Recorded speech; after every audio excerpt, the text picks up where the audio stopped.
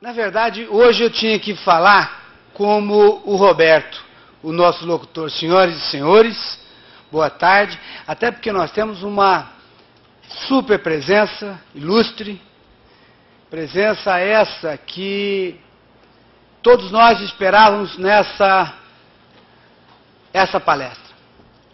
Queria cumprimentar a todos vocês que estão aqui presentes. Nós temos aqui um número grande de empresas, de personalidades aqui presentes. Falarei algumas, eu tenho certeza que vou pular outras. Então, aqueles que eu estiver pulando, por favor, se quiser, a gente cita novamente.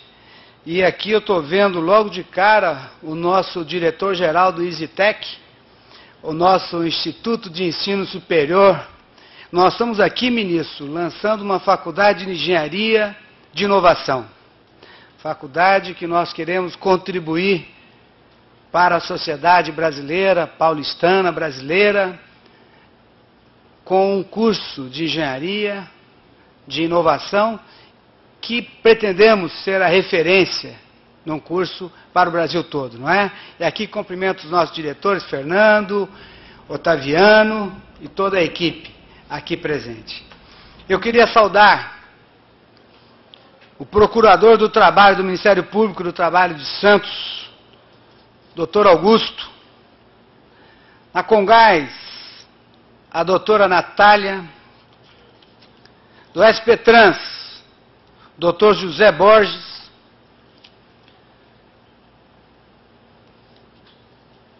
a Secretaria de Estado da Saúde, doutora Edna, do CET, doutor Marco. Aqui nós chamamos de engenheiros pelos nomes e tal, mas são todos juristas que estão acompanhando o ministro. E eu estou falando tudo de doutor, viu, doutora Cristina, que está aqui presente. Saudar a doutora Cristina, da Unicamp, a minha super amiga. Eu não vou falar que é a esposa do João, mas é super amiga do João Paulo, nosso vice-presidente.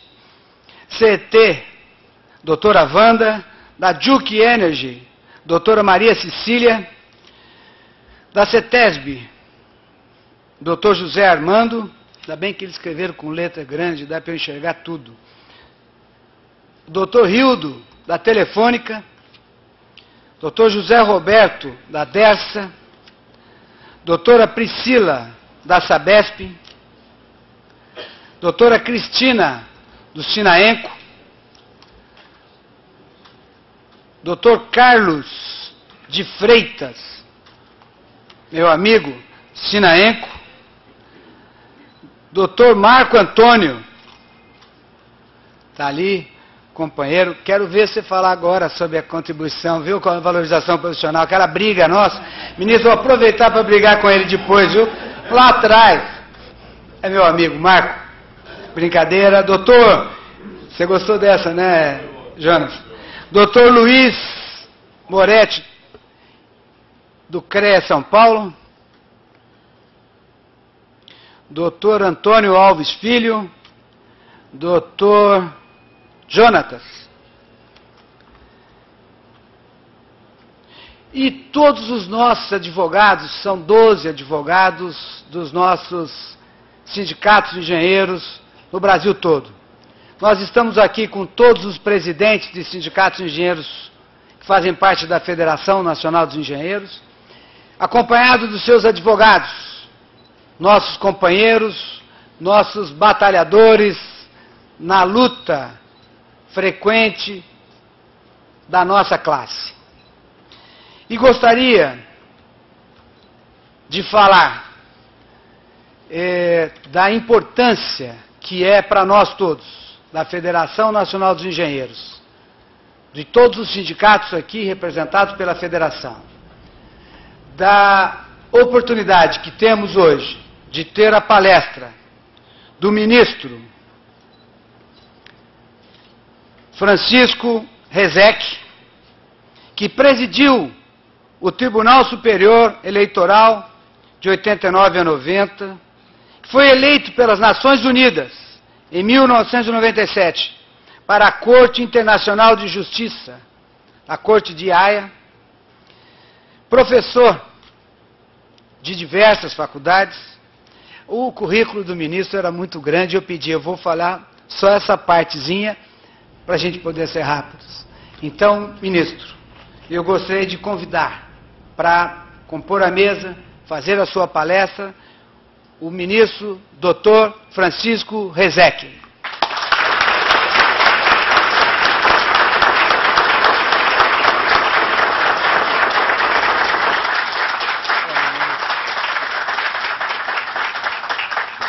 Eu gostaria de convidar mais 2 companheiros da nossa federação para compor a mesa juntamente conosco.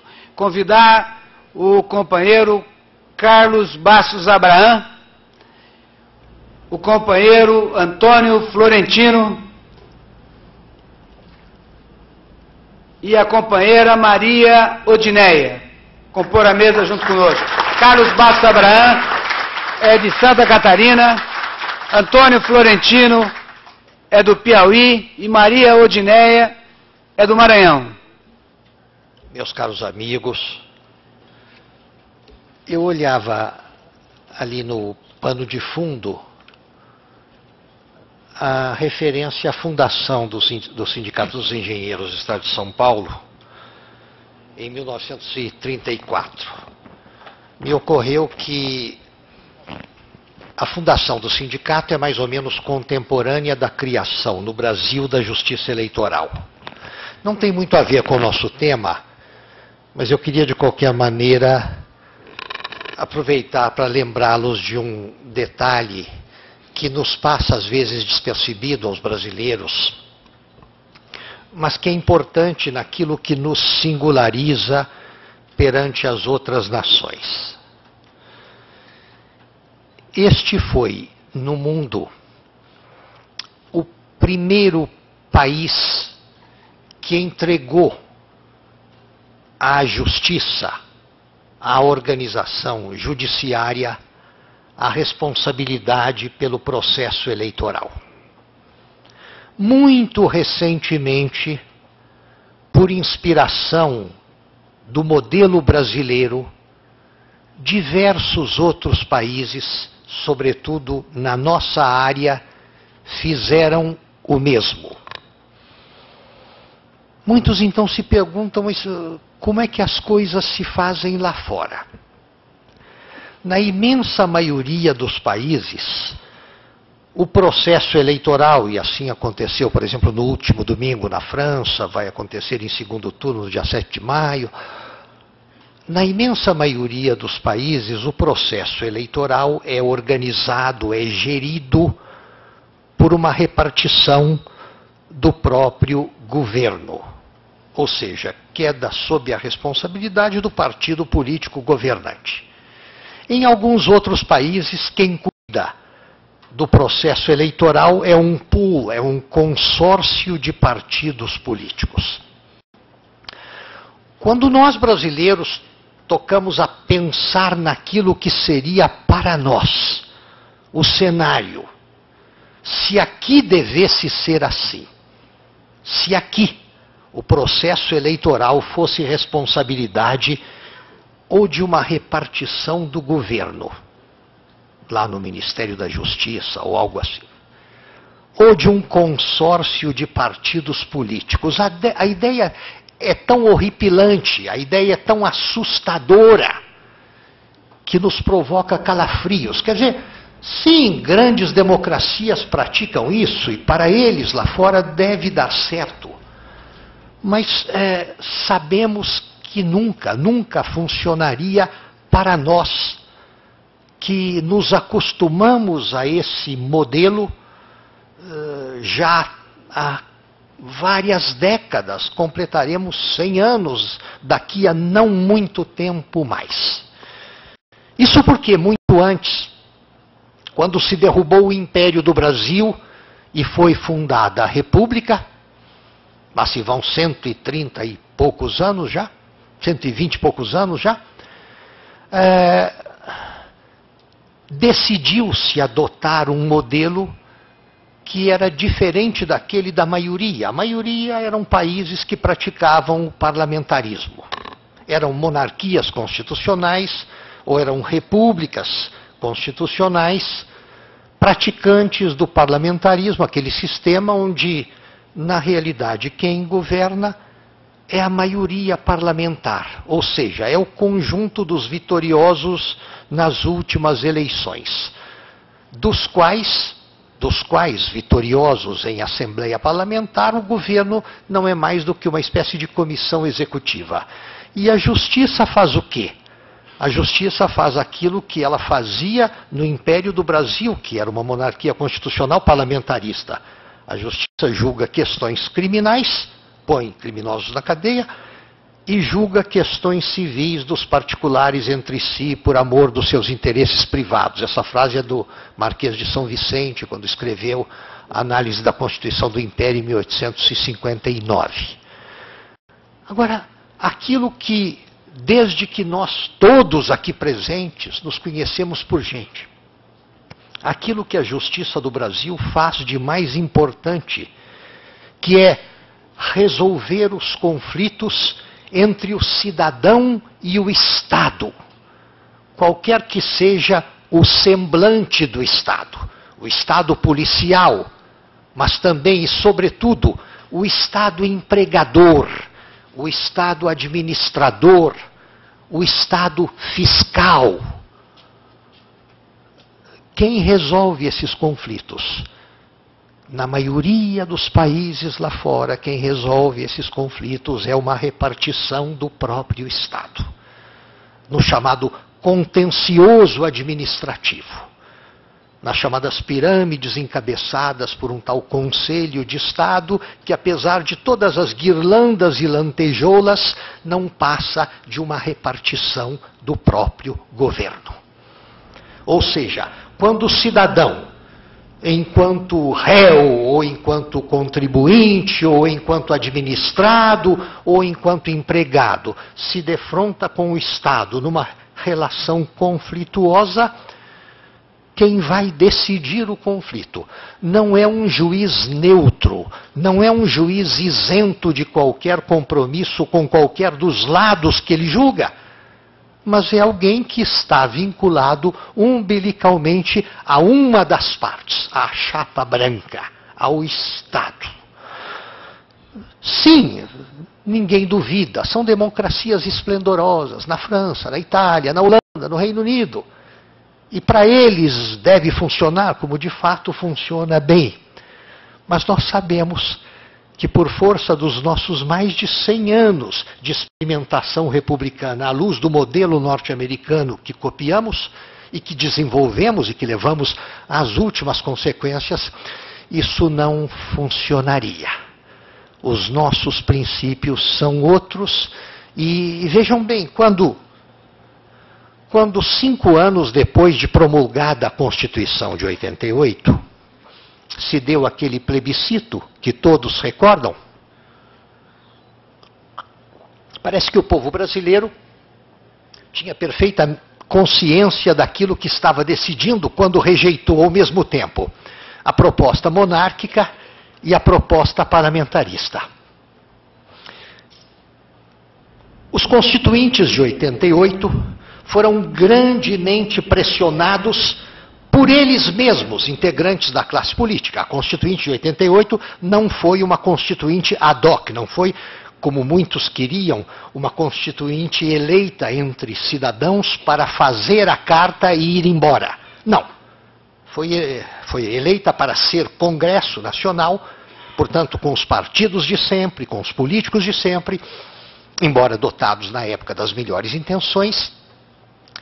E por força da preferência dessa mesma classe e de todas as pressões políticas que essa classe recebia, resolveu-se marcar para daí a 5 anos um plebiscito em que o povo brasileiro diria se quer conservar o modelo presidencialista de governo ou se quer ceder à tentação parlamentarista. Quem sabe se esse novo tipo, se esse outro tipo de administração pública não nos convém mais. Quando se decidiu que haveria um plebiscito para decidir entre presidencialismo e parlamentarismo, os monarquistas levantaram a bandeirinha e disseram: alto lá, faz quase 100 anos que nos foi prometido um plebiscito, quando os republicanos, da safra de Rui Barbosa, de Quintino Bocaiúva, e de Benjamin Constant e daqueles outros todos, quando derrubaram o império, exilaram o imperador e proclamaram a república, prometeram que fariam um plebiscito para dizer se o povo quer mesmo a república ou quer a volta do império. E esse plebiscito não aconteceu até hoje. Quem sabe se, aproveitando o ensejo, não se consulta o povo também a respeito disso. E dito e feito, como recordam, o plebiscito formulou essas duas questões. Primeiro, mantemos a república ou restauramos o império do Brasil? Segundo, mantemos o sistema, em caso de opção pela república, mantemos o sistema presidencialista ou optamos pelo sistema parlamentarista de governo? E aí aconteceu algo curioso. Embora a proposta parlamentarista tivesse o apoio entusiástico de 9 em cada 10 membros da classe política, da extrema-direita até a extrema-esquerda, ela foi fragorosamente derrotada e quase tão humilhada quanto a bandeira monarquista. Ou seja, o número de brasileiros que quereriam adotar o parlamentarismo era quase tão mínimo, quase tão exíguo quanto o número de brasileiros saudosos da monarquia. O que isso significava? Alguns interpretaram de um modo simplista. Significa que os brasileiros gostam da ideia de ter uma relação direta com quem vai exercer o poder. Sabe-se que no parlamentarismo tudo é uma questão de bandeira política, partido político. No Brasil, os partidos políticos não têm muita tradição, ninguém leva muito a sério a questão de partido, vota-se na cara da pessoa, quer-se saber em quem se está votando e quer-se eleger aquele que vai de fato mandar. Não se quer eleger um pavilhão político para que depois, lá dentro da confraria do partido, se decida quem governa, quem não governa. Sim, em parte era isso. Os brasileiros são muito ciosos da ideia de que devem votar em quem vai efetivamente exercer o poder, e não num colegiado que vai escolher internamente quem governa. Mas havia uma outra coisa. Alguns, por erudição, por leitura, outros por intuição, sabiam que a escolha do modelo parlamentarista seria uma ruptura com o grande trunfo que o sistema presidencialista nos oferece. Ou seja, uma autêntica tripartição do poder público em 3 vertentes absolutamente autônomas. Uma relação direta através do voto com o legislativo, que faz as leis, com o executivo, que governa, na pessoa do chefe do executivo, e uma relação indireta pela via do concurso público e do mérito com o Poder Judiciário, que controla os outros 2 em nome da Constituição e dos demais componentes da ordem jurídica. Era essa a ideia que prevaleceu quando o plebiscito de 93 produziu os seus resultados. Nós vivemos, portanto, num país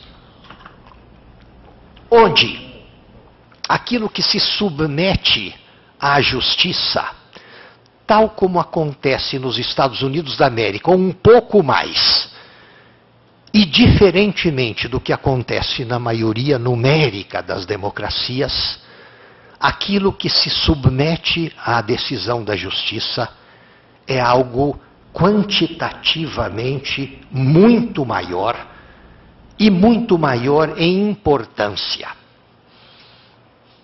E estamos vendo no caso concreto de que nos ocupamos agora um modelo disso. Vejam, a Constituição do Brasil de 88 oferece várias possibilidades de se fazer diretamente no Supremo Tribunal Federal o controle da validade da Constituição diante do resto da ordem jurídica.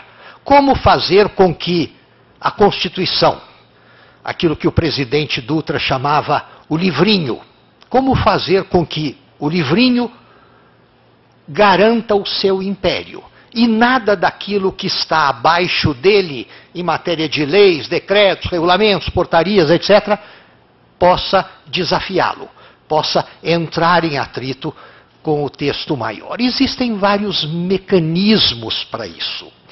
E um deles é esse que, no caso concreto do Maranhão, foi utilizado pela chefia do executivo local. É a chamada arguição de descumprimento de preceito fundamental. Isso pelo seguinte: sabem que existe algo chamado ADIM, a ação direta de inconstitucionalidade.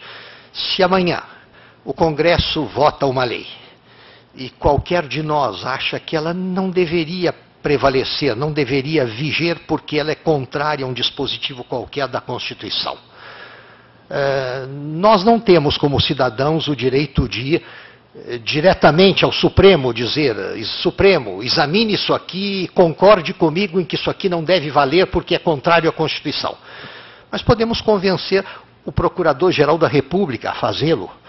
Podemos, quem sabe, convencer o Presidente da República, o Presidente da Câmara, do Senado, um governador de Estado ou, sobretudo, podemos nos valer da nossa associação de classe, desde que ela tenha âmbito nacional, e fazer dela a nossa porta-voz na contestação da constitucionalidade de uma lei que o Congresso tenha promulgado ou que uma Assembleia Estadual tenha promulgado depois de 1988, depois de editada a Constituição. Isso por quê? Porque o Supremo já disse repetidas vezes: se a lei que alguém acha que não é conforme à Constituição é anterior a ela, então o caso, e aí, vejam bem, isso é puro jogo de palavras, mas é parte do raciocínio jurídico. Se a lei que alguém acha que não está de acordo com a Constituição foi editada depois dela, depois de 88, diremos que essa lei é inconstitucional, atacaremos no Supremo com uma ADIM. Agora, se essa lei já existia antes de 88, aí o fenômeno não deve ser chamado de inconstitucionalidade. Deve ser chamado de não recepção. A lei estava lá, enquanto ela estava lá antes de 88, ela era saudável, era boa, mas aí veio a Carta de 88 e não a recebeu. Pelo que a Carta de 88 disse, ela se incompatibilizou com essa lei que já existia e que até então era boa. Veem, é um jogo de palavras, mas significa apenas que o método que se deve adotar para atacar essa lei incompatível com a Constituição e anterior a ela é diferente da ação direta de inconstitucionalidade. Algum assessor da governadora do Maranhão deve tê-la alertado para isso, razão pela qual ela utilizou esse caminho, que também não se sabe se é o correto. Ainda existem várias zonas cinzentas na interpretação da Constituição do Brasil. Hoje que ela é pouco mais do que vintenária, ainda existem zonas cinzentas e ainda existem coisas que o Supremo não definiu direito. Ela utilizou, então, o processo chamado arguição de descumprimento de preceito fundamental. Por quê? Porque a Justiça do Trabalho do Brasil, nos mais variados pontos do território nacional, e em alguns casos pela voz do próprio Tribunal Superior do Trabalho, instância máxima da Justiça Especializada, vem honrando determinadas leis, entre as quais a que nos interessa, a Lei 4950 do ano de 66, cujo artigo 7º, cujo artigo 5º estabelece o salário mínimo, o piso salarial da categoria profissional dos engenheiros e de algumas categorias correlatas. Ao entender que essa norma foi de algum modo rejeitada ou, na linguagem técnica, não recepcionada pela Constituição de 88, a governadora do Maranhão diz: a Justiça do Trabalho, ao aplicar essa norma fielmente, garantindo o piso salarial dos engenheiros, ela está descumprindo um preceito fundamental. Para cumprir essa lei ordinária, a Justiça do Trabalho está descumprindo um preceito fundamental que está escrito na Constituição, artigo 7º, inciso 4º, que é aquele que diz, que é aquele que fala do salário mínimo geral. Por quê? Porque o artigo 7º, inciso 4º, ao dizer que existirá no país um salário mínimo para os trabalhadores em geral. Para os trabalhadores em geral, até para quem não tenha absolutamente nem a mais mínima qualificação, nem a mais mínima experiência. Para quem começa ao completar 18 anos e sem nenhuma escolaridade, a realizar num município qualquer a função de gari ou algo semelhante. Haverá, de qualquer maneira, um salário mínimo que deveria ser capaz de honrar as necessidades básicas daquele ser humano para prover ao seu próprio sustento e de sua família, envolvendo aí alimentação, habitação, vestuário, lazer, etc. É um tanto romântico ler isso na Constituição e considerar os números, mas é o que está escrito. E esse salário mínimo, diz o inciso 4º, termina dizendo, não deverá servir de indexador para outras coisas. Logo em seguida, há um inciso 5º, que diz que haverá um piso salarial para os trabalhadores qualificados, em função da sua experiência, da sua escolaridade, em função, enfim, da sua especialidade, da sua formação, etc.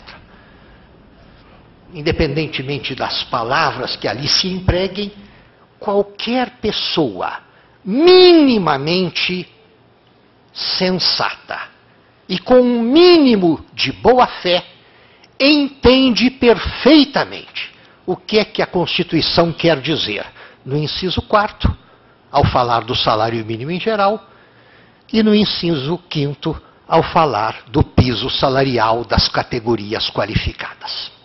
É impossível ler aquilo, estar de boa-fé e não entender o que aquilo significa. Não obstante, parece que alguns juristas palacianos, essa é uma categoria muito particular, existente nos mais diversos países, muito ativa em nosso país. Parece que alguns juristas palacianos convenceram alguns governantes de que o inciso 4º do artigo 7º da Constituição, ao dizer que o salário mínimo rudimentar, o salário mínimo geral, não deve servir de indexador, significa que ele não deve servir de indexador tampouco para a finalidade do inciso seguinte. Aliás, eles não mencionam o inciso seguinte, procedem como se ele não existisse. Mas dizem, ele não deve servir de indexador para nada, e, portanto, não deve servir de indexador para o salário mínimo profissional dos trabalhadores qualificados, dos trabalhadores graduados, dos universitários, etc. É com base nesse tipo de raciocínio e formulando uma equação de exemplar simplicidade que a governadora em questão, descontente possivelmente com a ideia de pagar o piso salarial aos engenheiros do Estado, embora na ponta do lápis os números sejam tão discretos, não tem nada de surreal, nada de parecido com o que se paga neste país aos titulares de cargos em comissão da mais variada natureza.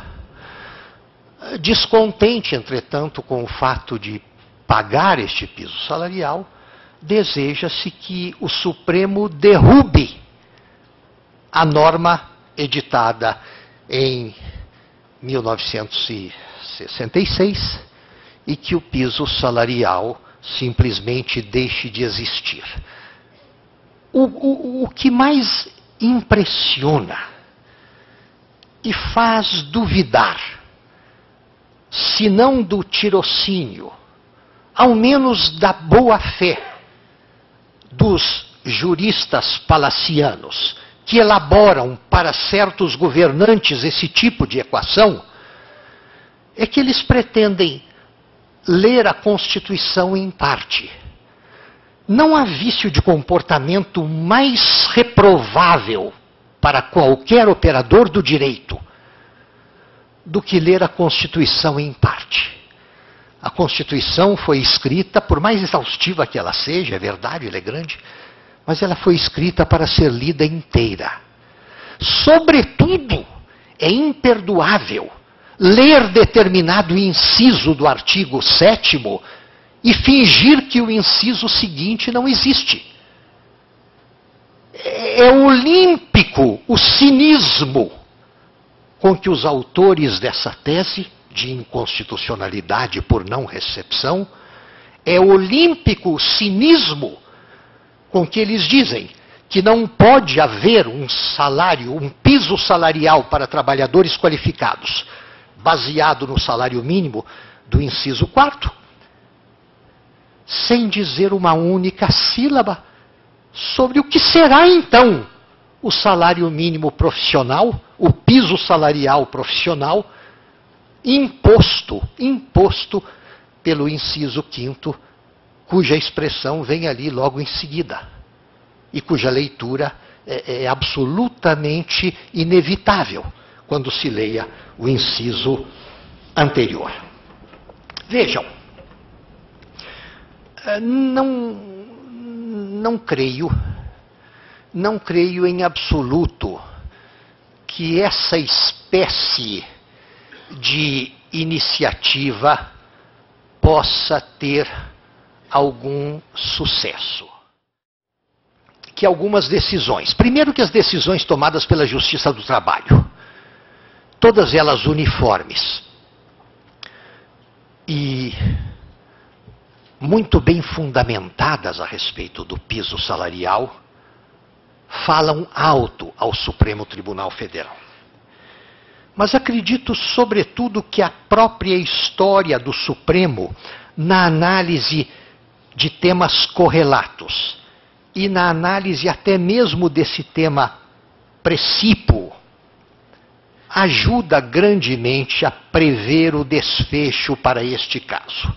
Tudo o que é de lamentar, senhoras e senhores, é que o Supremo esteja vivendo um momento tão difícil, com uma agenda tão carregada, a carga de trabalho é tão grande, que as cabeças até esquentam demais às vezes, e o debate se condimenta mais do que necessário, e não se pode assim exigir da casa uma solução rápida para questões relativamente simples como esta.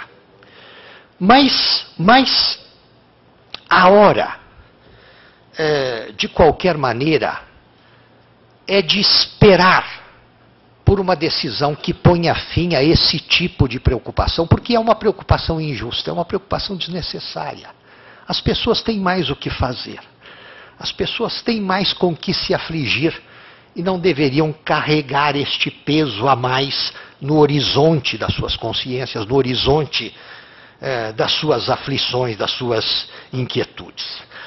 Toda a doutrina do saudoso Celso Bastos, a Amaury Mascaro Nascimento, ao venerando professor ministro Arnaldo Susekind, toda a doutrina especializada converge no bom sentido. Não há uma única voz na doutrina que diga o contrário. Nenhuma. Nenhuma. E também não há na jurisprudência do Supremo Tribunal Federal uma única fala destoante dessa tese que vem sendo sustentada por nós, pela classe que os senhores representam.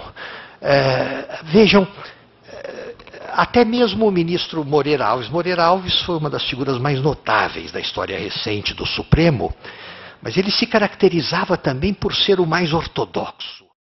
Quando o relator de um recurso extraordinário, em que foi acompanhado por unanimidade, até ele, na sua extrema rigidez, disse em todas as letras: essa proibição de indexação a que se refere o inciso 4º do artigo 7º da Constituição não deve ser lida em termos absolutos.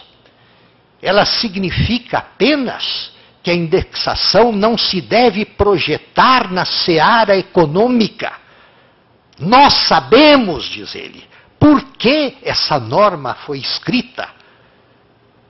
Ela foi escrita para evitar que o legislador tenha a liberdade de melhorar os salários dos trabalhadores, com medo de, por conta disso, elevar aluguéis, juros bancários e outras formas de especulação e de ganhos de capital.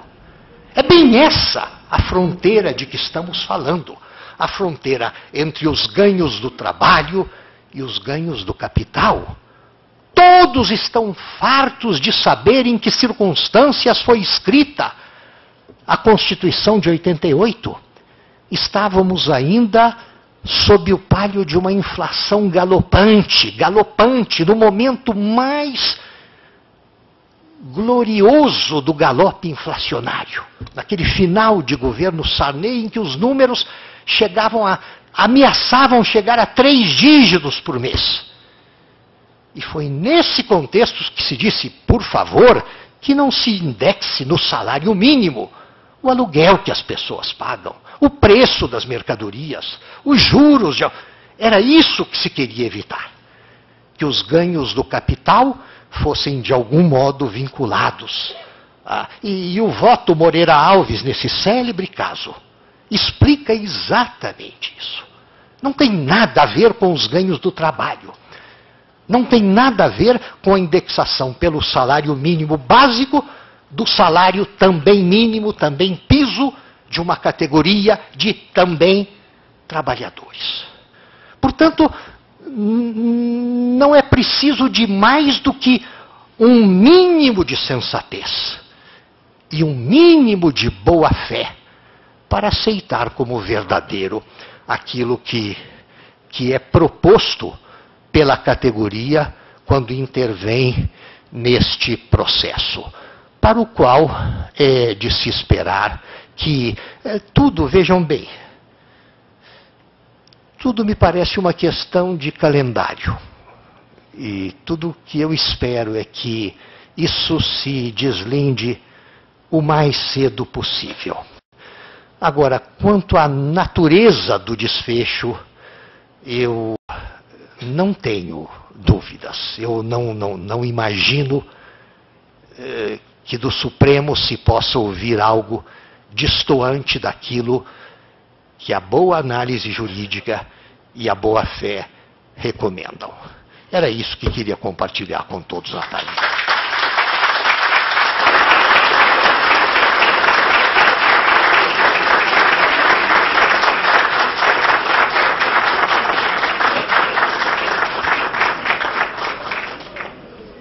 Depois de ouvir essa brilhante exposição, que eu estou vendo todo o nosso pessoal bastante contente, animado com tudo isso.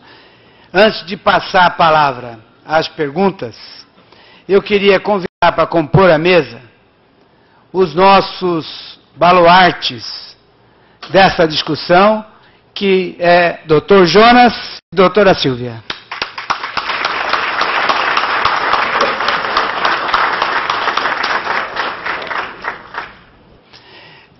Gostaria, só estou vendo o Álvaro e o Edson Shimabukuro, de fazer um comentário. Nós já tivemos uma palestra, agora nós vamos ter perguntas. Porque engenheiros, diferente, viu, ministro, dos advogados que são precisos, os engenheiros gostam também de fazer um preâmbulo, não é, Álvaro? Edson Shimabukuro. Boa tarde, a gente quer agradecer em nome do sindicato, em nome da FNE, a palestra proferida sabiamente, e agora vem os anseios nossos.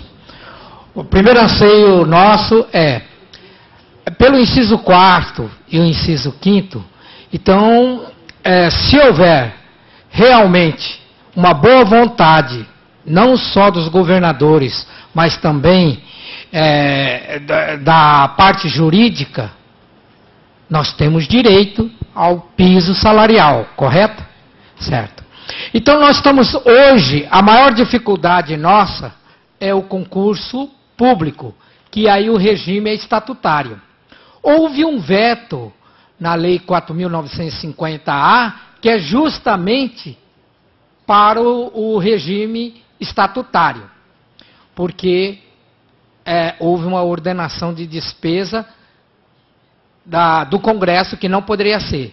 Então, a minha pergunta é, realmente baseado tanto no inciso 4º como no inciso 5º, uma é indexação do salário mínimo, e o outro que é as condições mínimas de um profissional bem qualificado. Aí eu pergunto, quais seriam realmente os nossos recursos para assim conseguir em todos os municípios de cada estado nosso? Veja, engenheiro, isso tem tudo a ver com a natureza e o propósito político de governantes. Isso é menos uma questão de lei do que de administração. Eu imagino que num lugar como... Eu vou citar um exemplo resultante não de qualquer sentimento de bairrismo, mas da observação de uma realidade. Eu imagino que num estado como Minas Gerais, sob o governo de Antônio Anastasia, o propósito daquilo que ele denominou choque de gestão seja o aprimoramento do exercício da função pública em todas as frentes, mas sobretudo naquelas frentes que mais têm a ver com o desenvolvimento, que mais tem a ver com a alavancagem da economia, da infraestrutura do Estado e do patrimônio público, fundiário ou não. De modo que, em lugares onde a diretriz política seja essa, eu acredito piamente que as normas, a observância das normas será rigorosa e o encaminhamento do processo, seja do processo seletivo, seja do processo de desenvolvimento de carreiras dentro da função pública, de categorias como as dos engenheiros e correlatos, isso tem diante de si as melhores perspectivas. Por contraste, veja bem, e eu teria preferido evitar essa análise, mas eu não consigo deixar de me perguntar, independentemente do mau aconselhamento técnico que leva certos governantes em certos estados a discutir esse salário mínimo profissional que, na ponta do lápis, como dizem os paulistas, não é lá essas coisas. Não é na... e só contribui para um melhor recrutamento de melhores profissionais. O que leva alguém em uma posição de governo a não querer pagar algo que objetivamente não tem nada de suntuoso e também não tem nada de suntuoso se comparado, por exemplo, com os salários, vamos dizer aí, das carreiras jurídicas do mesmo Estado? O que está por trás disso? Ou dos cargos em comissão de qualquer espécie de perfil do mesmo Estado? Qual o desígnio político que está por trás disso? E é nessas horas, então, que as pessoas, que os observadores se convencem de que há uma grande diversidade de ideologia governativa entre os 26 estados que compõem a União no Brasil contemporâneo. E seria de grande valia para todos nós se os melhores padrões de governo local fossem observados, servissem de exemplo aos demais. E se o eleitorado, não apenas aqui ou ali, mas em toda parte, fosse mais seletivo na hora de conduzir pessoas ao palácio.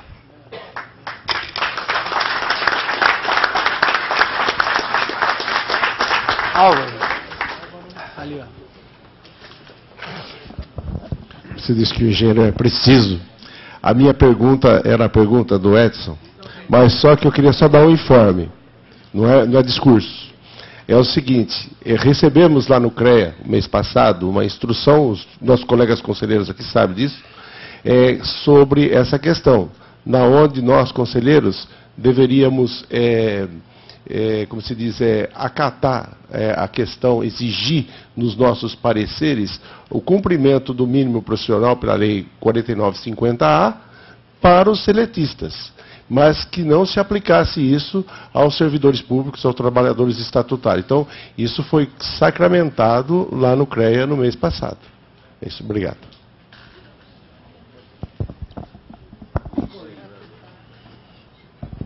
Boa tarde. Ministro, é o seguinte, o Amapá, eu sou presidente do sindicato do Estado do Amapá, nós cumprimos, nós temos um plano de cargo e salário baseado na Lei 4.950A.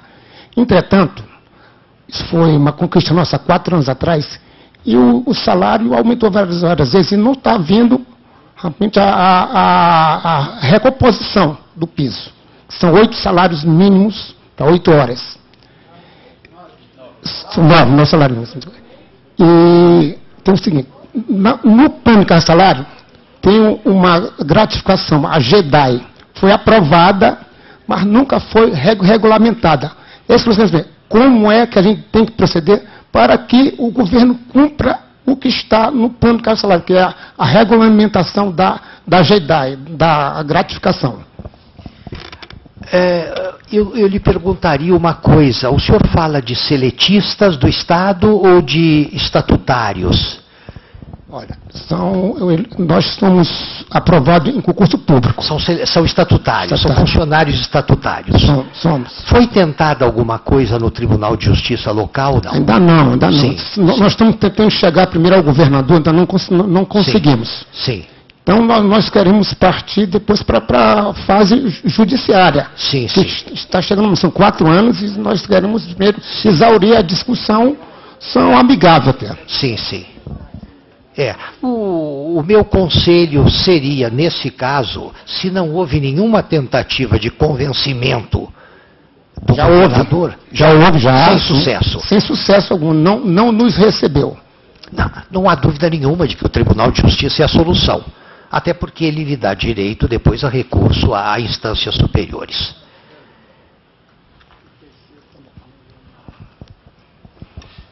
Florentino. Boa tarde, ministro. Boa tarde a todos aí. Queria fazer um questionamento. Espero que eu esteja fazendo correto. Nosso advogado Gilmar Borges, lá do Piauí. Boa tarde, doutor Gilmar. Chegou, está com a gente aí. Mas que tem nos deixado um pouco preocupados. nós temos hoje acho que mais de 100 ações no estado do Piauí em relação ao salário mínimo profissional. E uma coisa tem nos dado muito trabalho. Acho que a gente tem que encontrar um caminho para isso.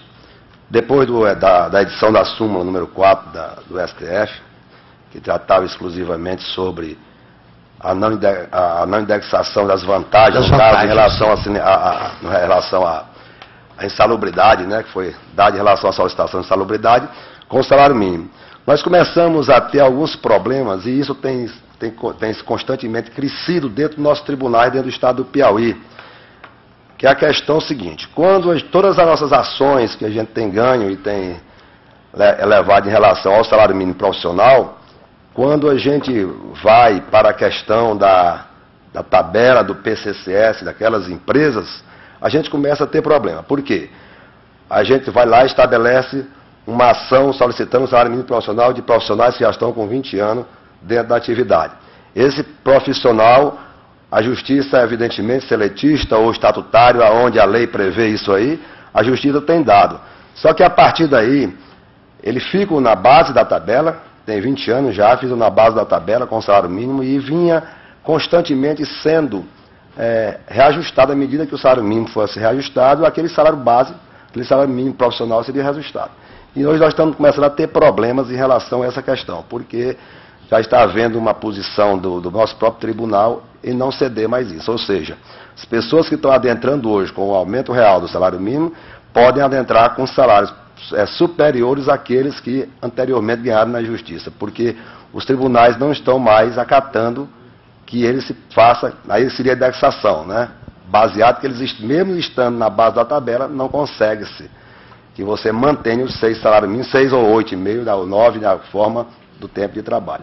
É uma dificuldade, e pelo que a palestra que o ministro falou ali, essa indexação poderia ser possível em função de ser com piso salarial, e eles estão no piso, né, porque sempre estão na base da tabela, e como é que qual é o caminho que a gente tira em relação a tentar mudar a posição dos tribunais dessa forma? Sim. Nesses casos, a mudança da posição da justiça local, quando de algum modo resistente a certos padrões que foram estabelecidos por tribunais superiores, é tentar o recurso ao Superior Tribunal de Justiça, se for o caso. E veja bem, o senhor se referiu à súmula 4.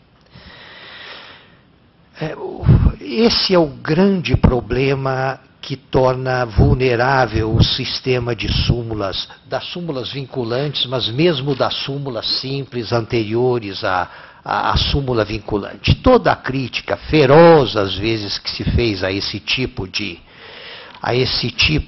instrumento de imposição da jurisprudência tem a ver com um defeito grave de funcionamento que o caso da súmula 4 ilustra muito bem. Num determinado caso concreto, examinando-se uma situação muito específica de determinada pessoa, num determinado contexto, entende-se que determinada vantagem que aquele cavalheiro recebe não deve ser indexada pelo salário mínimo. Ao se decidir isso, alguém dentro do Supremo Tribunal Federal tem a ideia infeliz de editar uma súmula.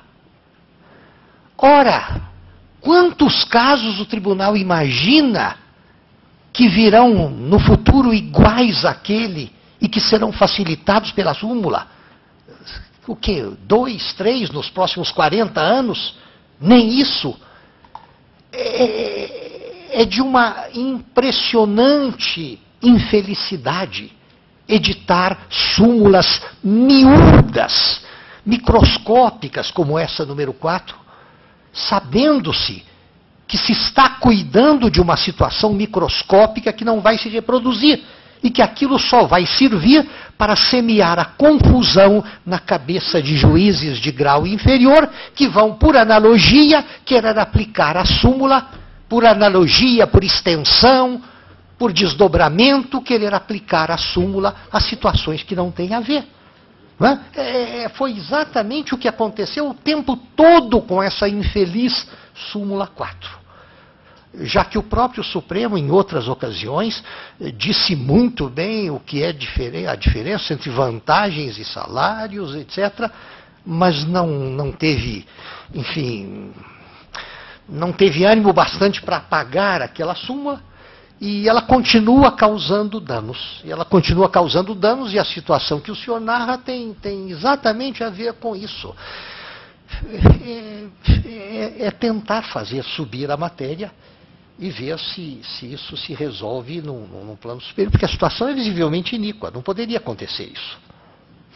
A categoria, estratos mais jovens das carreiras se beneficiam de uma norma de piso salarial que outros estratos mais veteranos não estão conseguindo manter. Isso é totalmente patológico. O senhor pode, mas quanto tempo nós podemos? Não se preocupe. Doutor Jonas. Em primeiro lugar, eu gostaria de parabenizar o ministro pela brilhante palestra, agradecer a presença. E não vou fazer aqui uma pergunta, vou apenas também comentar a respeito dessa súmula vinculante número 4 do Supremo. Também tivemos vários questionamentos logo que foi editada essa súmula vinculante. Mas, fazendo, já o que o ministro falou, e fazendo a leitura dessa súmula vinculante, nós percebemos também, de início, que o próprio Supremo teve o cuidado de colocar, iniciando a súmula, ela começa, ressalvados os casos previstos nesta Constituição, fica vedado e tal. Então começa, a súmula vinculante começa já fazendo uma ressalva. Então, ressalvados os casos previstos nesta Constituição, é proibido fazer a vinculação e tal.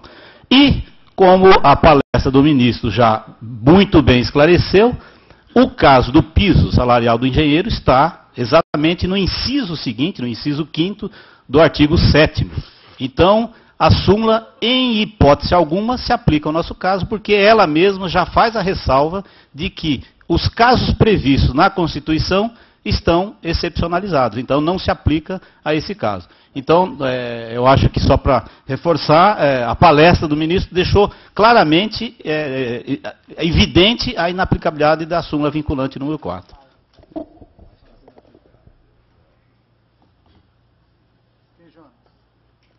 Doutor João Vianney, Ceará.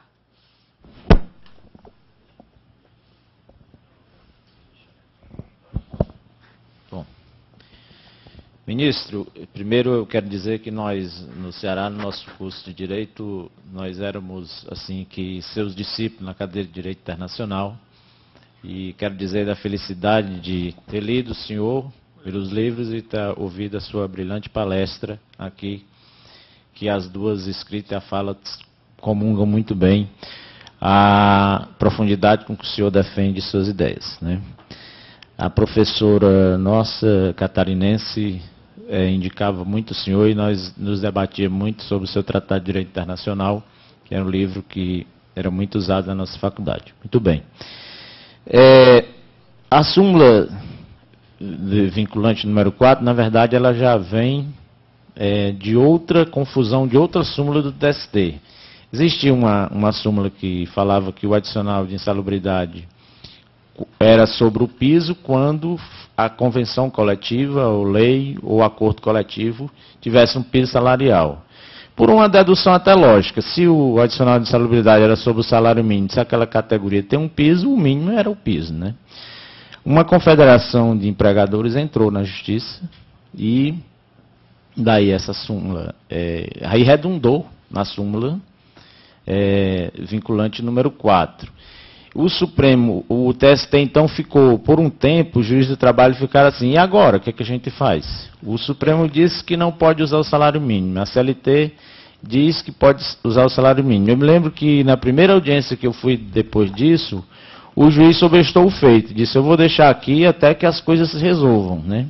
Mas logo, logo o TST pegou e tomou outra decisão que, diante da súmula vinculante número 4, o salário mínimo era o adicional, era a base de cálculo adicional de salubridade. Ou seja, na verdade, até contrariando a própria súmula número 4, mas como o Congresso também não regulamentava o assunto, porque aí, segundo o entendimento supremo, deveria o Congresso regulamentar, também não regulamentou, ficou o limbo e os juízes passaram. Eu entendo que, na prática, o que eles fazem é descumprir a própria súmula quando manda pagar o adicional de salubridade com base na CLT, cuja base de cálculo é o salário mínimo, né? Muito bem. Mas, ministro, por falar em súmula, eu queria só fazer um comentário aqui e fazer uma pergunta ao senhor.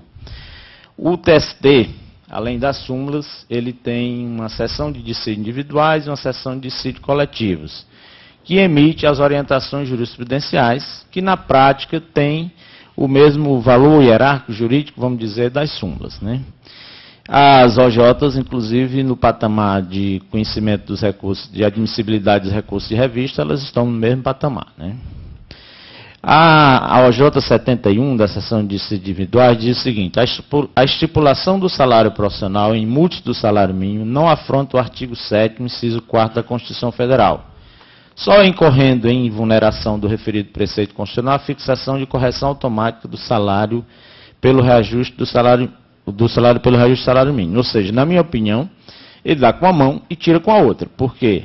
A gente pega um caso concreto de uma convenção que você faz em múltiplo salário mínimo, mas em seguida você não pode fazer o reajuste pelo salário mínimo porque encontra óbice no TST. E é que eu estou falando no TST porque, para mim, está muito claro que não se aplica a lei de que nós estamos tratando, já foi afastada a aplicação dela aos estatutários há muito tempo, né, por decisão do Supremo, né. Outra questão que a gente se debate também, e aí vem de uma súmula do TST também, é com relação às prestadoras de serviço, né. Os empregados das empresas prestadoras de serviço, eles não pertencem, vamos dizer, ao sindicato, diretamente do sindicato dos engenheiros. O sindicato deles, geralmente, é o sindicato de asseio e conservação.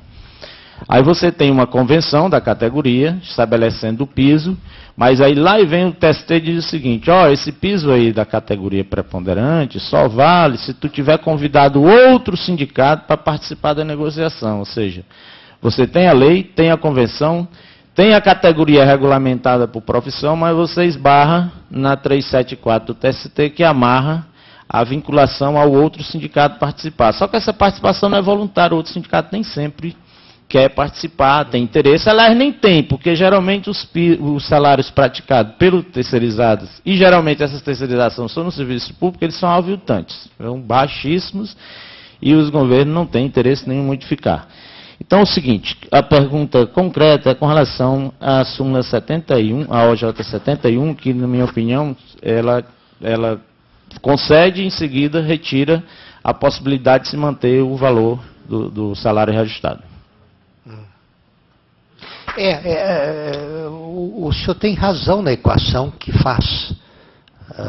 O preceito jurisprudencial do TST, no caso, tira com uma mão aquilo que dá com a outra. Há uma incongruência no preceito. Agora, a sua colocação me traz uma informação que eu não tinha, doutor. Eu não sabia, eu conheço mais ou menos por ouvir dizer, esse sistema de terceirização que hoje domina o subterrâneo dos tribunais, por exemplo, em matéria de limpeza, conservação, em alguns casos de segurança, etc. Mas eu não sabia que havia profissionais de nível superior nesses serviços. E isso traz à mesa um importante problema sindical, quase que um impasse sindical, que eu imagino que os senhores tenham experimentado e devam experimentar no futuro grande dificuldade em resolver. Porque, enfim, na medida em que profissionais qualificados graduados de nível superior estejam, por força da aceitação de empregos nessas empresas terceirizadas, que se vinculam a serviços de segurança, limpeza, manutenção, etc. E por força disso e das injunções da Justiça do Trabalho, estejam sendo afetados a uma outra categoria sindical e recebendo outras injunções da Justiça do Trabalho no sentido de haver aí da necessidade de um concubinato sindical que não tem precedentes e que não sei de que maneira atenderia aos interesses dos profissionais em causa. É uma situação muito embaraçosa que talvez induza um estudo mais aprofundado do próprio problema da terceirização de serviços que hoje já motiva um debate intenso no cenário nacional. Mas eu sinceramente não sabia que ele envolvia algo acima dos serviços realmente básicos e de trabalhadores não qualificados, pelo menos não universitários. Sim. O Wesley do Pará, você quer fazer alguma colocação? Não, só agradecer a brilhante palestra, já fui contemplado na fala do excelentíssimo ministro. Muito obrigado. João Carlos Pasqualini.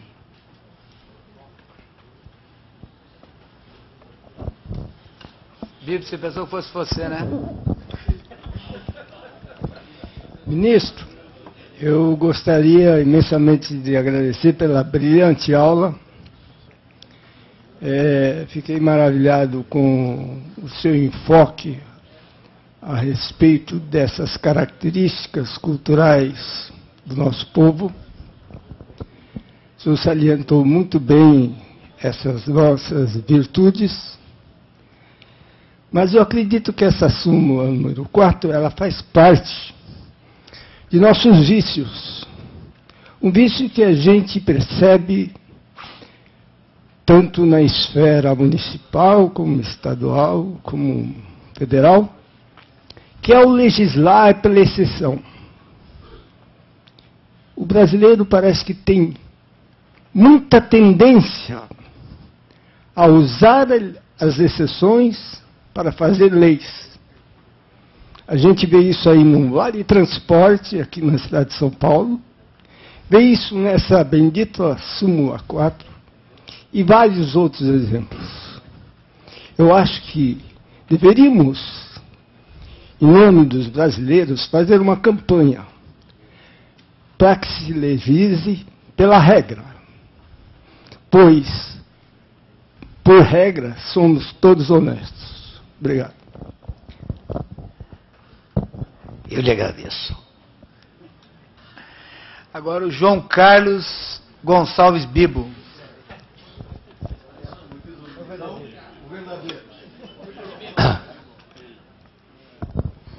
Bom, boa tarde, ministro. Foi um prazer recebê-lo em nosso sindicato e eu vou procurar fazer uma pergunta agora realmente na área sindical e que me interessa pessoalmente como negociador, que sou na minha empresa. Nós temos, a partir do momento que o senhor disse que existe realmente a indexação, ela é correta, ela existe, ela está correta, nós temos um problema sério. Antigamente, o salário mínimo ele era reajustado em maio, né? E atualmente o salário mínimo ele é reajustado em janeiro. Então, os nossos acordos coletivos, por exemplo, para quem é em maio, ele começa em maio e termina em abril, no dia 30 de abril, e começamos novamente outro. O que está ocorrendo? Está ocorrendo que quando nós temos o salário mínimo profissional em maio, quando nós fazemos o nosso acordo, fechamos o acordo, ele está naquele piso daquele ano vigente. No outro ano, já em janeiro, durante a vigência do nosso acordo, esse salário mínimo ele é reajustado já. Como fica esse interregno, esse espaço, tá certo? Entre janeiro e o final de abril, visto que esse salário mínimo não está sendo cumprido porque as empresas não reajustam esse salário mínimo, que foi reajustado em janeiro, ao piso que nós temos direito pelo piso salarial dos engenheiros. Obrigado. Como resolver o problema do hiato entre o momento da atualização do salário mínimo geral e o momento contratual da atualização do salário profissional? Engenheiro, isso traz à mesa um problema do qual eu cuidava outro dia numa universidade, que é o problema da ordem pública. Eu me permito, aproveitando a paciência dos presentes, para lhes dizer 2 ou 3 palavras sobre isso.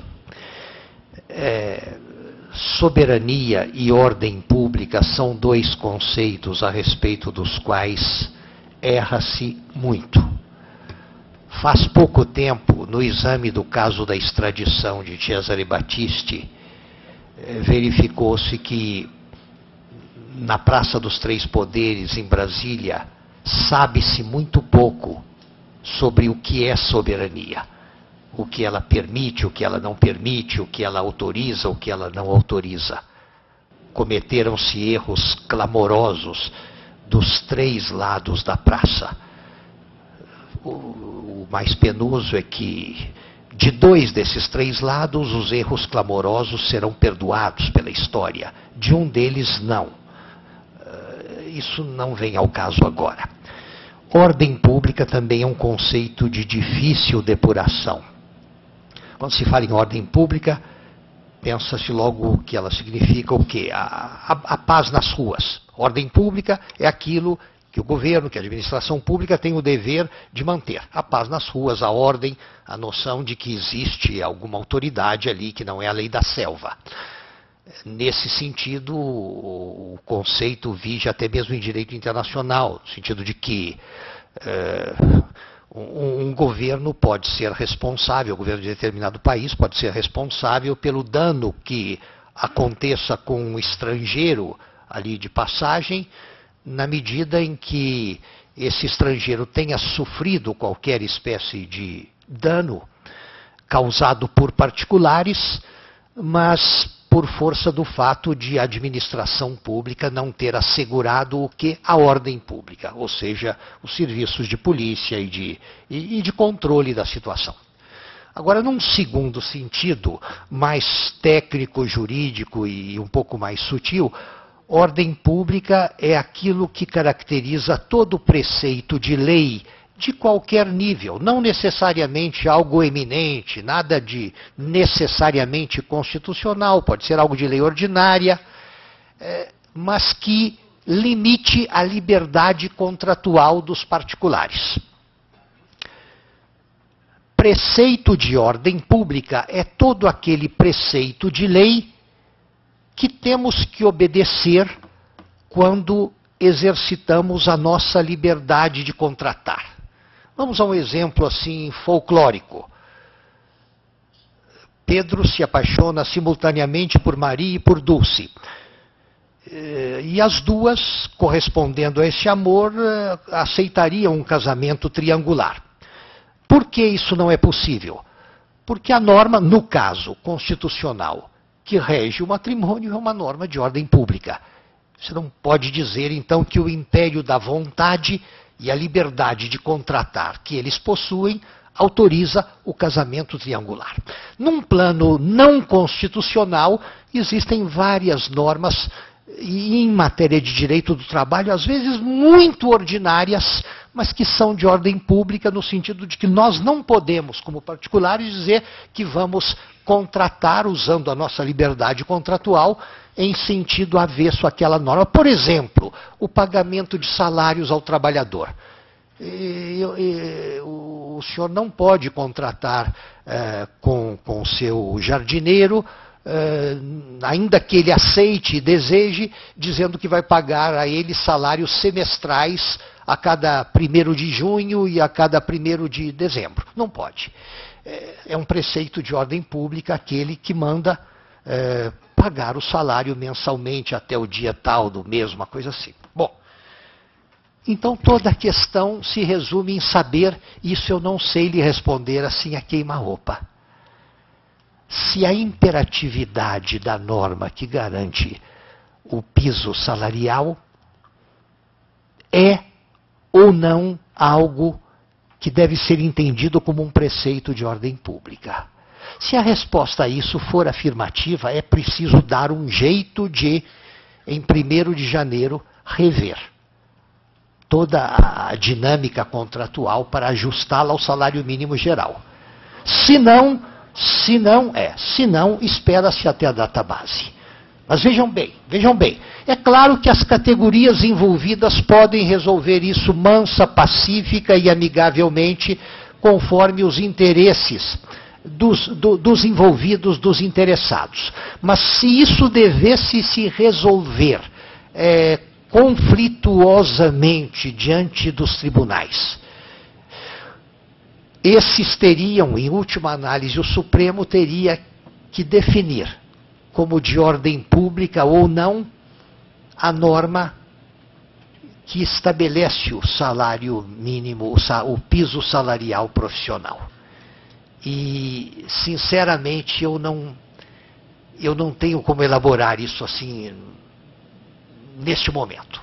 Eu não sei o que ele diria se tivesse algumas horas para pensar.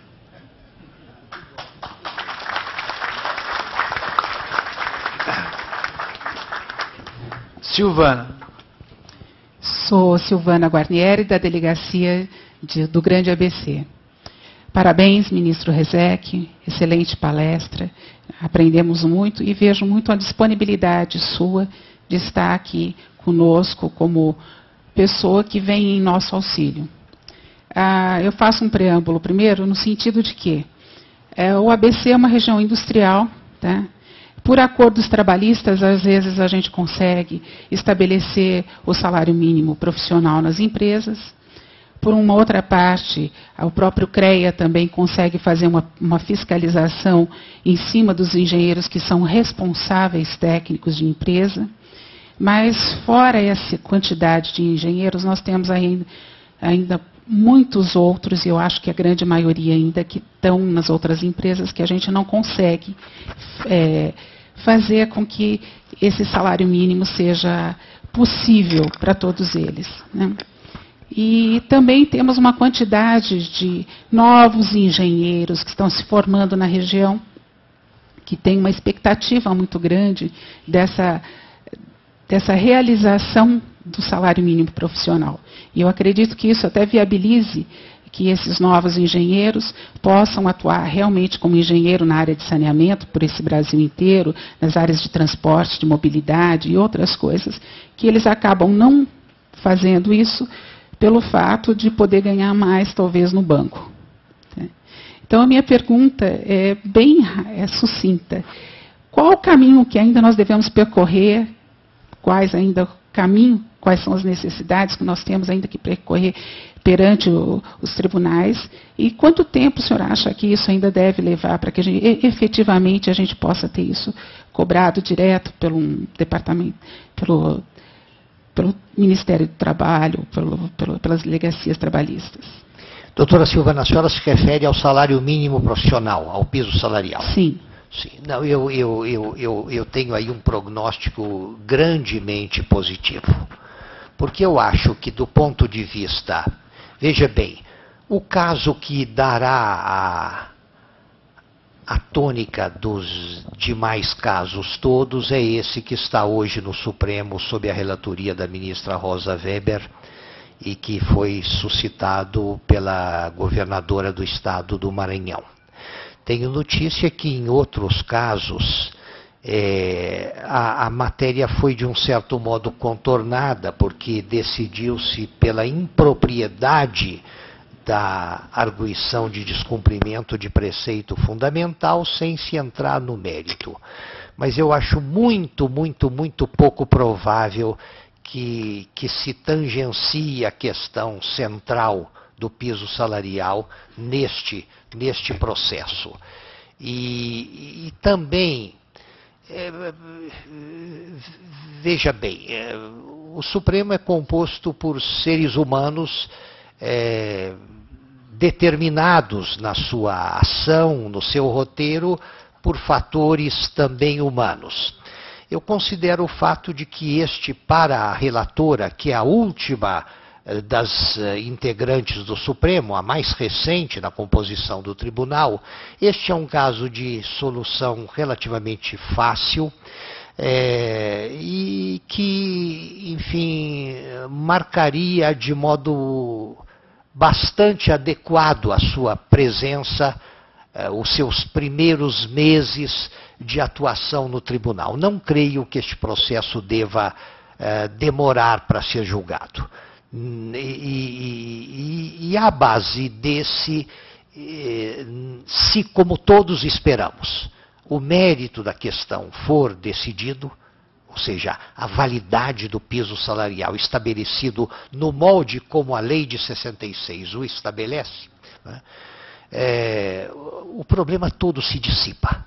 O problema todo se dissipa e não haverá mais espaço nem para governantes contestarem por tal ou qual caminho, nem para, enfim, a súmula 4 sai inteiramente do cenário e é uma solução final. É uma solução final. O desfecho deste processo não deixa nenhuma pendência. Todas as dúvidas, por exemplo, a Justiça do Trabalho tem resolvido com toda a correção a maioria dos casos. Mas eu soube agora que em 1 ou 2 casos no Brasil Central, algum juiz do trabalho, algum tribunal regional, suspendeu algum feito à espera do julgamento do Supremo. Isso não é bom, isso é uma situação que não deveria durar. Não deveria durar. Ou seja, a subsistência do processo na mesa do Supremo é algo que não interessa a ninguém, mas enfim, o meu prognóstico, não só quanto ao desfecho, não só quanto ao que vai acontecer, mas também quanto à cronologia dos fatos, quando vai acontecer, é um prognóstico otimista.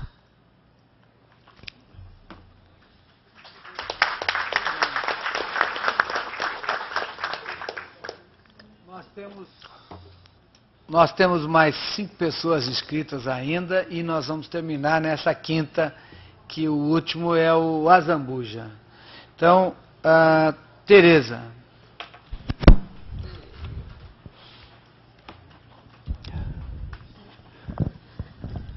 Boa tarde a todos. Saudar a mesa aí na pessoa do ministro, né, Francisco Rezec. E digo da felicidade realmente estar aqui constatando que o ministro está defendendo a nossa causa como um verdadeiro engenheiro, como disse o nosso presidente Murilo. Eu queria só saber o seguinte: nós fizemos uma convenção coletiva. Iniciamos com valor igual ao piso, pouquinho acima, porque o Sinduscom, especificamente do Estado do Ceará, não aceita o vínculo botar na convenção, que são 8,5 salários mínimos. Nós estamos vendo que muitas decisões de justiça aceitam que o piso seja dado para quem está entrando, mas não aceitam vínculo ao longo do trabalho. E as pessoas que têm salários acima de piso se veem sujeitas a, na própria convenção, ter reajustes por um percentual que não é o percentual do mínimo. Então, eu quero saber se no caso dessa decisão do STF, se realmente isso vai deixar de existir, como o senhor acabou de falar. Quero só tirar essa minha dúvida. E a outra é que, por exemplo, na Prefeitura de Fortaleza, nós tivemos também uma DPF que foi arquivada. Agora, a prefeita solicitou administrativamente que fossem suspensos todos os reajustes de profissionais que ganhavam há 17, 20 anos, o reajustado pelo mínimo. Isso é possível? Veja, doutora, tudo que nós podemos ter como garantido é que com o desfecho deste caso no Supremo, na medida em que ele seja, como tudo faz crer que será, condizente com a tese da classe, da categoria, tudo que terá sido espancado, alijado do cenário, exorcizado para sempre, é a dúvida sobre a validade da garantia constitucional do piso salarial, tal como expresso em lei ordinária federal desde 1966. O restante são os acessórios da norma, como eles se aplicam aqui e ali, como eles se desdobram quanto a tal ou qual situação específica. Aí é impossível fazer um plano geral desses desdobramentos.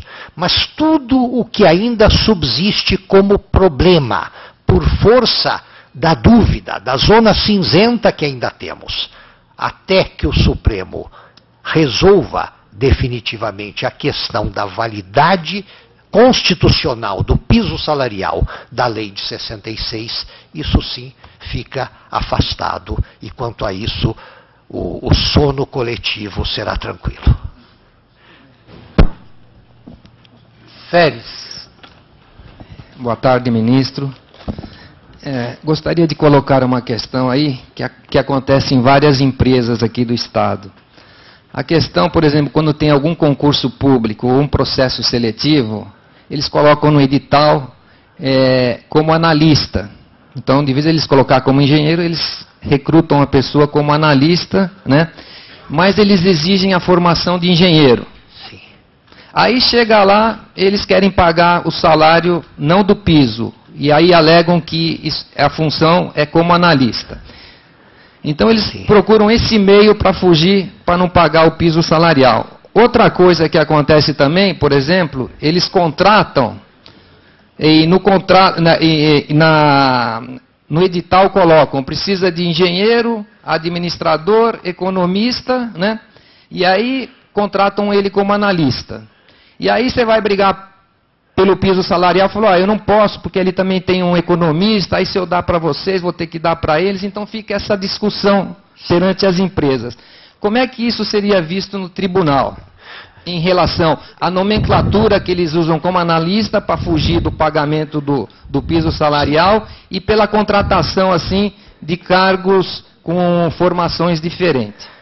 Engenheiro, isso num tribunal, em qualquer tribunal, seria visto como uma fraude flagrante. Uma fraude flagrante. Você não pode. Isso, enfim, eu não sei que analogia fazer com isso, mas é o mesmo que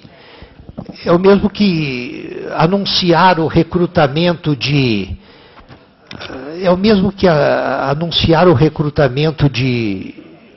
jardineiros, horticultores, e exigir a formação de advogado e a inscrição na OAB. E depois dizer, eu não posso lhe pagar o mínimo que a OAB existe, porque eu o recrutei como horticultor, embora tenha exigido sua inscrição na ordem. Isso é fraude. Isso não, enfim, nenhum juiz ou tribunal neste país honestaria essa espécie de política matreira de um grupo empresarial qualquer. É isso aí. Só para complementar, por exemplo, tem várias empresas que o percentual de analista é bem superior de engenheiros. Por exemplo, na minha empresa tem 30% com nomenclatura de engenheiro e 70% com nomenclatura de analista, e aí a empresa se exime de pagar o piso. Sim. Veja, engenheiro, analista é um nome atípico. Em alguns estratos da função pública, nós temos algumas coisas típicas com esse nome, quase sempre em composição com outros. Por exemplo, o analista de sistemas, no domínio da informática, o analista judiciário, no clero intermediário de alguns tribunais, etc. Mas a palavra analista isolada não significa nada. É uma palavra típica. E para definir aquilo que a coisa significa e quanto se deve pagar por ela, é preciso saber o que se exigiu daquele a quem a empresa recruta como formação.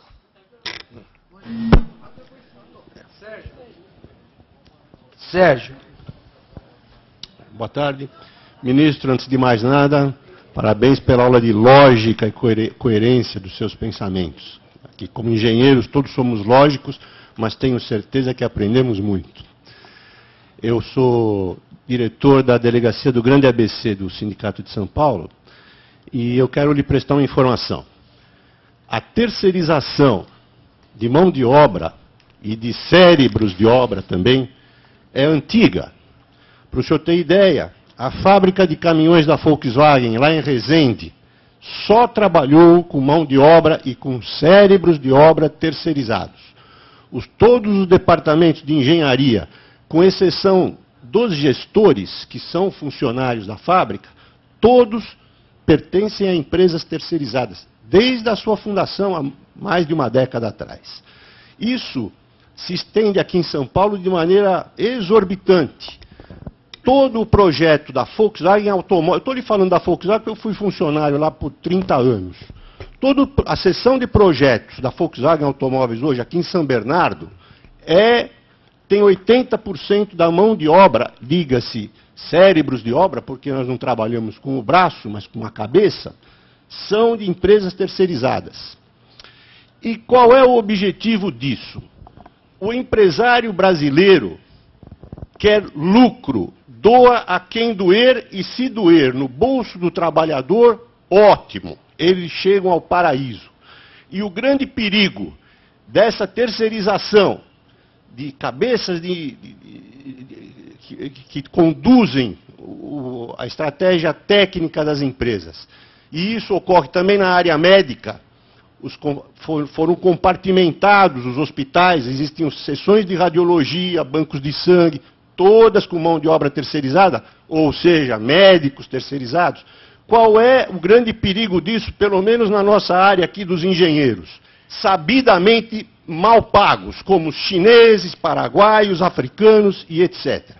É contra isso que nós lutamos com um braço dado com o CREA, que é o nosso Conselho de Profissionais, para que essa invasão não ocorra, porque se ocorrer, o piso salarial vai baixar estrondosamente.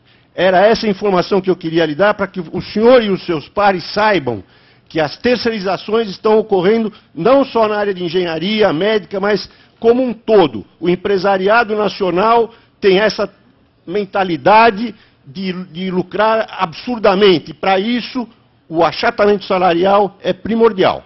Obrigado.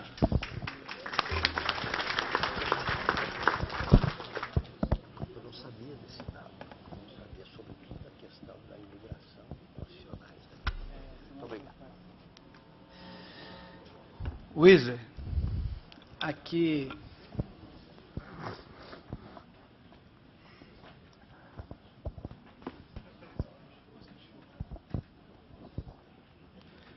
Excelentíssimo senhor ministro Francisco Rezec, boa tarde, em nome do qual saúdo a todos os membros da mesa, a essa seleta plenária. Eu volto, hoje estou como presidente do Sindicato dos Engenheiros no Estado do Amazonas, e vou voltar muito tranquilo, pela forma cristalina em que Vossa Excelência tão bem se posicionou aqui e que nós vemos que hoje a maneira como nós entendemos a coisa encontra ressonância, né, também a nível daqueles que, apesar de não ser nossa área de competência profissional, mas nós temos que manter atualizado. E eu tenho estudado muito essa questão da legislação do salário mínimo profissional. E, às vezes, a síntese, né, ela deturpa os fatos, motivo pelo qual o senhor fez todo um tratado para chegar aonde queria chegar, aonde as pessoas queriam realmente ver a coisa se finalizar de uma forma bem precisa. E muitos confundem, às vezes, palavras como se elas tivessem o mesmo significado. Um exemplo disso é a palavra eficiência, efetividade e eficácia. São usadas de maneira geral e são coisas totalmente distintas. E o que me preocupa no artigo 2, porque até eu espero não estar fazendo nada ao arrepio da lei, dessa legislação infraconstitucional. O artigo 2 diz que o salário mínimo profissional previsto nesta lei é a remuneração. E aí vem a encrenca, nesse meu parco entendimento da legislação, até porque não é minha área de competência. Fala de um salário mínimo, mas ela diz que esse salário mínimo é a remuneração. E eu entendo como coisas distintas, até perante aquilo que prescreve a CLT. Salário é uma coisa e remuneração é outra. E eu tenho usado esse gancho da palavra remuneração para fazer com que os governos estaduais e municipais, lá no estado do Amazonas, cumpram o mínimo, que é o piso. De que maneira? Hoje o estado do Amazonas paga a todos os engenheiros uma gratificação de R$ 2.800, que somado ao seu salário, ao salário realmente que está lá estipulado em carteira, e para o qual ele vai levar na aposentadoria, quando somado, dá mais do que o piso estipulado pela legislação infraconstitucional. Então, eu queria que o senhor me esclarecesse o meu entendimento em relação a salário mínimo, e a própria lei diz que esse salário mínimo é a remuneração. E aí vem a minha dúvida, e eu espero não estar fazendo nada ao arrepio da lei. Veja, no domínio do direito administrativo brasileiro, e penso que sem diferença daquilo que o direito do trabalho também estabelece, havia uma diferença entre o vencimento básico e a remuneração. A remuneração era o produto do vencimento básico somado àquilo que se agregasse a ele para fins, de qualquer maneira, para fins permanentes. O senhor mencionou aí aquilo que se carrega, por contraste com aquilo que não se carrega para a aposentadoria. De qualquer maneira, quando se estabelece para determinada categoria um piso salarial, ele tem e deve ter necessariamente as mesmas características que tem o salário mínimo geral. Entre elas, a permanência após a retirada do serviço ativo.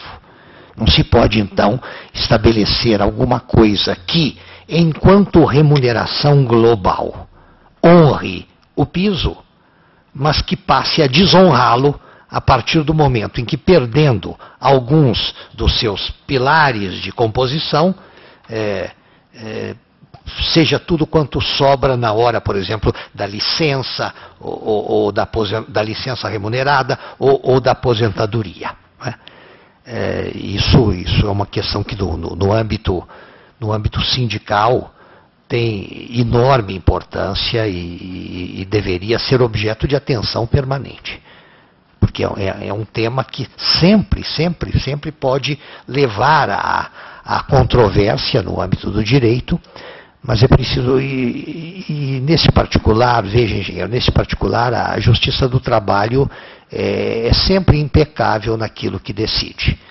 Não temos a menor razão para preocupação com aquilo que pode vir da Justiça do Trabalho, se alguma coisa for tentada por qualquer empregador, público ou privado, em matéria de mistificação quanto àquilo que é o salário piso. Veja bem, na medida em que se queira, como empregador, de algum modo aviltar os direitos do profissional qualificado que se emprega, forjando uma remuneração integrada por elementos que não são todos incorporados em caráter permanente àquilo que ele conservará na hipótese da licença remunerada, aquilo que ele conservará na hipótese da aposentadoria. Se assim não for, não se está honrando realmente o piso salarial.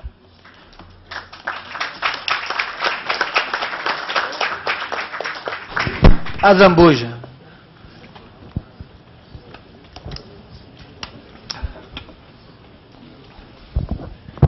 Ministro José Luiz Azambuja, sou presidente do Sindicato dos Engenheiros no Rio Grande do Sul, Não é uma pergunta, eu queria, Murilo, primeiro cumprimentar a estratégia da federação, né?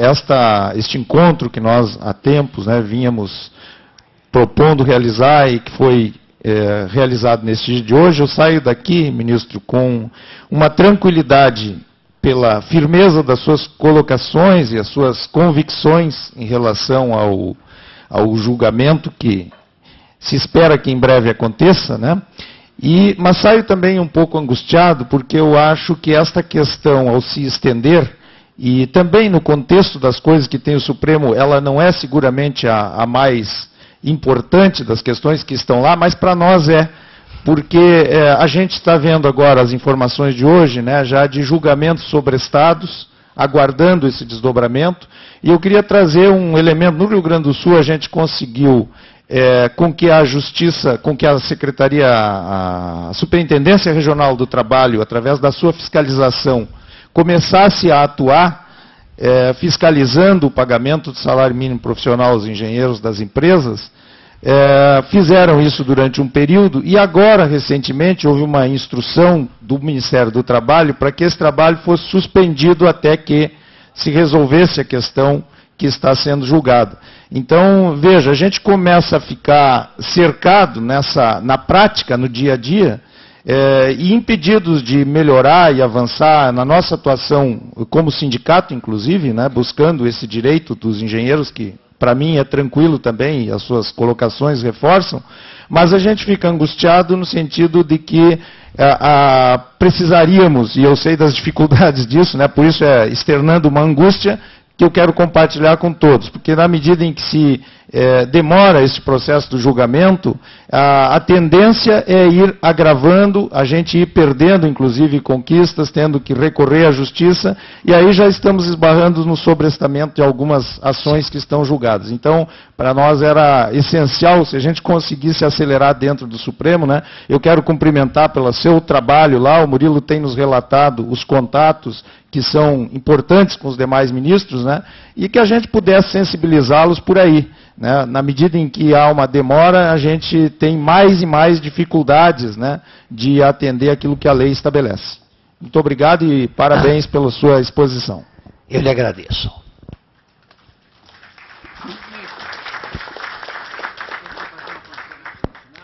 Não, eu quero apenas lhes dizer que foi um prazer muito grande estar aqui e lhes falar e, sobretudo, ouvi-los na tarde de hoje, e espero que não seja esse o nosso último contato e que nos vejamos de novo num clima de maior tranquilidade. Eu queria, em nome da Federação Nacional dos Engenheiros, cumprimentá-lo e agradecer por essa brilhante exposição que provam todos aí essa alegria de termos aqui o ministro Francisco Rezec. Muito obrigado.